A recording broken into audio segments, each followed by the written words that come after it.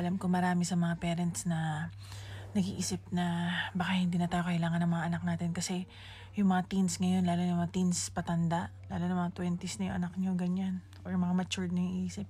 Mas matatalino na sila sa atin, di ba? Kaya ang tendency, hindi na natin sila chine-check. Hindi na natin sila minomonitor. Tapos, pag sinabi nila, okay lang ako, huwag ka na pumunta, huwag ka na tumalaw, okay lang ako. Sumusunod na lang tayo. Sunod na lang tayo sa kanila kasi nga iniisip natin kaya na nila yung sarili nila. Pero let me remind you, no child can survive without their parents. They will be needing us forever. Pag may pinagdadaanan yung mga anak nyo, huwag nyo silang susukuan. Keep on showing up. Alam nyo ba, minsan pag sinasabi ng anak nyo, huwag ka na dumalaw, okay lang naman talaga ako. Alam nyo ba, kabaliktaran yun? Kadalasan sinasabi nila na yun kasi may tampo na sila or kailangan nila ng attention, hungry sila for your love. Kabaliktaran lang yung sinasabi nila kasi meron ng konting tampo, meron ng pagre-rebelde sa puso. Pero ang totoo, hindi matatapos yung pagiging uhaw ng mga anak natin sa attention natin. The more that you get closer to your children, the more na meron tayong access sa information about their lives. I know our children have different personalities and nakabase yung decision natin kung paano natin handle ang kada anak natin depende sa character nila, 'di ba? Pero right now kasi guys, the world is so cruel.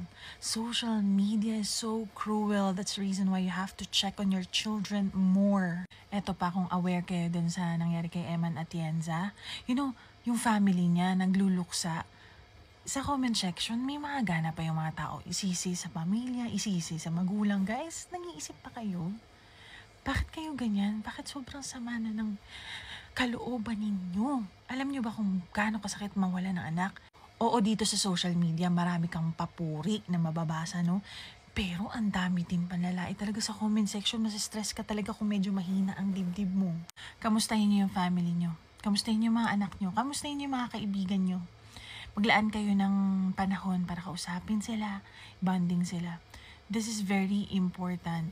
Eto pa parents, check on your child's circle of friends. Merong mga klase ng kaibigan na imbis na gustong mapabuti yung anak ninyo, sila pa yung nag-feed ng mga pangit na thoughts sa anak ninyo na pwedeng maging dahilan ng pananakit nila sa sarili nila. Ayoko na magkwento, no? Pero na-experience ko to. May isang naging kaibigan yung anak ko na parang lahat ng pinapasok niya sa utak ng anak ko, negatibo. And buti na lang nagkukwento sa akin ng mga anak ko. Kaya nagkaka-access ako sa ganong klaseng information sa buhay ng anak ko. Kaya nga sabi ko sa inyo, importanteng kaibiganin nyo yung mga anak nyo. At sa mga kabataan naman ngayon, ito ang advice ko. Pag-isipan niyong mabuti muna bago kayo mag-anak. Dahil napaka-komplikado at malaking responsibilidad ang pagkaanak. Dati mahirap, pero ngayon mas mahirap na. Alam ko pinapauso na sa panahon ngayon yung self-love. Pero don't you think we're too busy loving ourselves that we forget to love the people around us?